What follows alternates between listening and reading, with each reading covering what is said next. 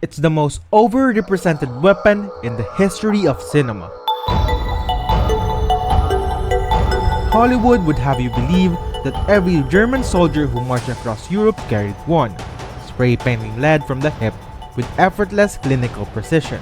In reality, it was a specialist tool, issued primarily to squad leaders and paratroopers, while the average infantryman still struggled with the 19th century bolt-action rifle. It was a weapon made not of artisan-crafted walnut and milled steel, but of stamped sheet metal and plastic. An industrial, utilitarian machine that looked as cold as the doctrine of Blitzkrieg itself. It was nicknamed the Schmeiser by the Allies, despite the man it was named after having almost nothing to do with its design. It was a weapon that redefined how modern armies thought about manufacturing. Yet, it possessed a magazine design so flawed it could choke on a single grain of Russian dust. So how did a gun designed to be efficient in mass production become the terrifying mechanical face of the Third Reich?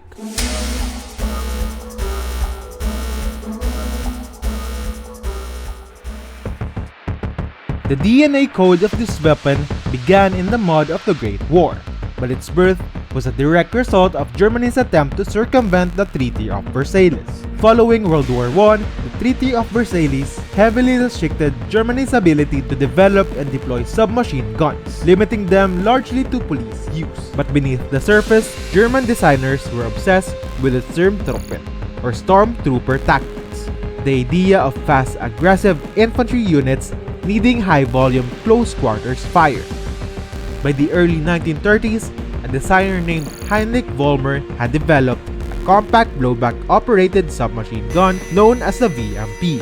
Vollmer's design caught the eye of Irma Werk, a manufacturer that saw the future of warfare not in the long heavy rifles of the past, but in compact, room-clearing machines. When the Nazi Party rose to power and discarded the Versailles restrictions, the demand for a compact weapon for paratroopers and tank crews became urgent. The first iteration was the MP38. It was a revolutionary layout, but it was still old-world in its manufacturing. Its receiver was made from heavy, expensive milled steel, requiring hours of slow lathe work. With war on the horizon, the German High Command realized they couldn't build an empire with milled steel. They needed something that could be hammered out by the millions in any factory in Germany. In 1940, the design was overhauled. The milled receiver was replaced with stamped sheet metal and spot welding. Expensive wood was replaced with bakelite, an early synthetic resin. This was the birth of the MP40, the first true masterpiece of wartime mass production. Its engineering is a masterclass in the form follows function school of engineering. It is a simple blowback-operated weapon, meaning the only thing holding the action shot during firing is the weight of the massive bolt and the pressure of a recoil spring. There are no complex locking lugs here. It is a violent, rhythmic cycle of steel slamming back and forth. One of its most distinctive innovations is the telescoping recoil spring housing. Unlike many submachine guns where the spring is exposed inside the receiver, the MP40 spring is housed in a three-part steel tube. It acts much like a modern automotive shock absorber, protecting the spring from dirt and ensuring that the bolt travels in a perfectly straight line. Its internal pneumatic dampening contributed to the weapon's exceptionally low rate of fire of roughly 500 to 550 rounds per minute.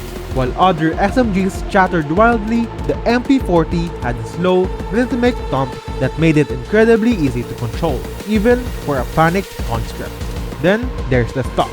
The MP40 was the first mass-produced submachine gun to feature a true underfolding steel stock. When folded, the weapon is barely 24 inches long, making it perfect for the cramped confines of a Ju-52 transport plane or an armored half-track.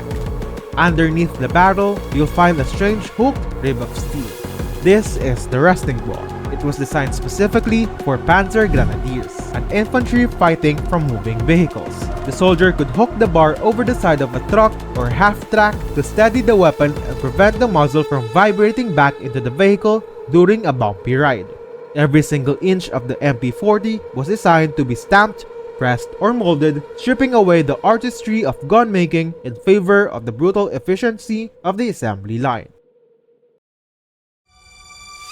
The deployment of the MP40 coincided perfectly with the radical shift in German tactical doctrine. By 1940, the German squad was no longer seen as a collection of individual riflemen, but as a maneuver unit built to support a high-volume base of fire. The MP40 was the catalyst for this aggression. During the 1939 invasion of Poland and the subsequent 1940 fall of France, the weapon provided German non-commissioned officers with a level of portable automatic firepower that Allied infantry simply couldn't match. In the close quarters intensity of the Belgian fort at Eben-Emael, German paratroopers utilized the MP40's compact frame to clear fortified corridors with terrifying speed. It was a force multiplier. In urban environments where a long-barreled Mauser rifle became a liability, the MP40 allowed a single NCO to suppress an entire building. By the time the invasion of the Soviet Union began in 1941, the weapon had become a status symbol at the frontline elite. While the army officially tried to limit its issue to squad leaders and tankers, frontline soldiers would go to extreme lengths to scrounge one. Even Allied soldiers, from British commandos to American Rangers, would frequently discard their weapons in favor of a captured Schmeisser. They praised its balance, its lack of recoil, and the ease with which it could be field stripped. It wasn't just a submachine gun, it was the weapon that validated the concept of the high-speed mechanized advance. In the hands of the Fallschirmjäger, it became a symbol of a new kind of vertical warfare that seemed for a time unstoppable. The MP40's dominance remained unchallenged until it hit the frozen suburbs of Stalingrad. There, it met its true mechanical nemesis, the Soviet Papasha 41. This rivalry was a clash of two different ideologies of mass production. The MP40 was a refined industrial product of German engineering. The Papasha 41 was a crude, ruggedized piece of Russian steel and wood that could be built in a bicycle shop. The Papasha 41 fired a 7.62 by 25mm Tokarev round, a high-velocity cartridge that had more range and penetration than the German 9mm. But the biggest difference was volume. The MP40 carried a 32-round box magazine. The Papasha 41 carried a massive 71-round drum. In the house-to-house shot war of Stalingrad, the Soviet soldier could spray an entire room with twice the lead before needing to reload. Furthermore, the Papasha was built with incredibly loose tolerances. It could be filled with frozen mud in carbon soot and still keep firing. The MP40, despite its cheap stamped construction, was still a precision German instrument. On the Eastern Front, the heavy, lubricating oil used by the Germans would freeze solid in the sub-zero in temperatures, turning the MP40 into a 9-pound club. The Soviets also utilized their SMGs differently. While Germany used the MP40 as a specialist tool for squad leaders, the Red Army created entire submachine gun companies. Hundreds of men, all armed with Papashas, would charge German positions in a human wave of automatic fire. The MP40, with its low rate of fire and 32-round magazine, simply couldn't keep up with the sheer overwhelming brute force of Soviet doctrine. There is a specific predatory aesthetic to the MP40 that has made it the permanent visual shorthand for the antagonist. Its black-on-black finish, skeletal metal stock, and the mechanical clack of its bolts have created a cinematic legacy, pure menace that is almost impossible to shake. From the desert sands of Raiders of the Lost Ark to the harrowing beaches of Saving Private Ryan, the gun is used by directors to instantly communicate a specific kind of cold, clinical evil. This mythic status is fueled by the persistent Schmeisser misnomer. Hugo Schmeisser didn't design the MP40, but because his name was stamped on the magazine he patented, Allied soldiers branded the entire weapon with his name, a historical error that remains cemented in the public consciousness 80 years later. But behind the terrifying silhouette was a weapon born from industrial necessity rather than tactical perfection. As noted firearms historian Frank Iannamico, the author of the definitive study of the weapon, observes, the MP40 was the ultimate weapon of the Blitzkrieg, not because it was powerful, but because it was the first to successfully abandon traditional craftsmanship in favor of the speed and economy of the stamping press. To the modern observer, it remains a chilling artifact of a regime that sought to turn the act of war into a streamlined factory process, modular, efficient, and entirely devoid of the human touch. The true danger of the MP40 wasn't found on its receiver, but in its magazine, a component so poorly conceived that it often became a death sentence for the soldier relying on it. The magazine utilizes a double-stacked single-feed geometry, requiring 2 columns of 9mm rounds to narrow into a single file at the top. This design creates immense internal friction. If even a microscopic amount of resin silt or carbon fouling entered the magazine neck, the springs would bind, turning the German soldiers' primary source of automatic fire into a 9-pound paperweight. This liability was made worse by a fundamental misunderstanding of the gun's ergonomics. Almost every Hollywood depiction shows a soldier gripping the weapon by the magazine for stability. In the real world, this was a critical error. Applying even slight leverage to the magazine would tilt the feed lips just enough to cause a failure to feed. German NCOs had to strictly train their men to grip the magwell above the magazine, but in the heat of the desperate ambush, old habits often led to jammed guns and fatal consequences. Beyond the mechanical flaws sat a darker moral weight. As the war turned against Germany, the production of these weapons shifted into the shadows of the Holocaust. Factories were increasingly staffed by slave labor from concentration camps. These prisoners, working under the threat of execution, frequently attempted to sabotage the guns by weakening welds or misaligning the sights. The MP40 became a weapon produced by the very people it was built to subjugate, a mechanical testament to the horrific industrial scale of the Third Reich's collapse. When the war ended in 1945, the MP40 didn't disappear. It became a global wanderer, arming the very people who had fought to destroy the Third Reich. In one of history's most striking ironies, the newly formed State of Israel utilized thousands of captured MP40s in its 1948 War of Independence. Holocaust survivors were now using those same guns to fight for their own nation.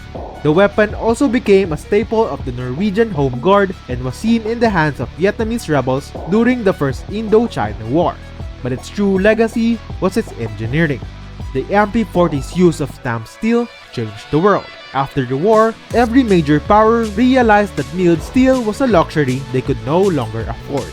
The American M3 Grease gun was a direct response to the MP40's manufacturing style, a gun made of 2 stamped halves welded together.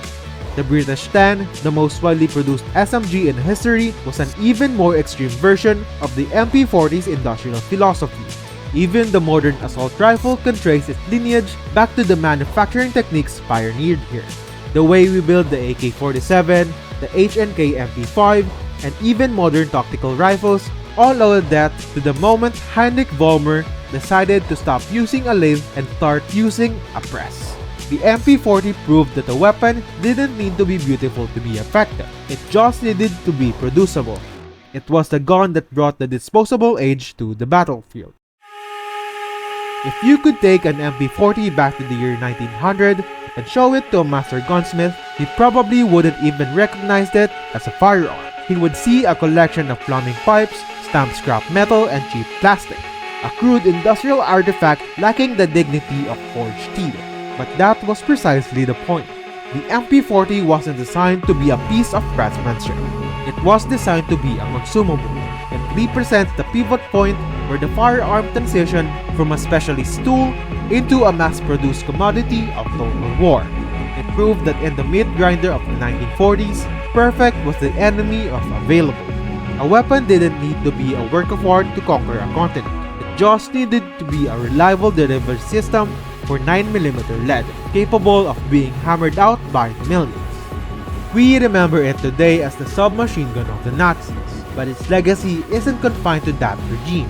When you look at the stamped steel weapons in the hands of modern soldiers today, you are looking at its direct descendants. The Schmeiser didn't save the Third Reich, but it did something more permanent. It stripped away the last vestiges of 19th century's martial romanticism and replaced them with cold industrial reality.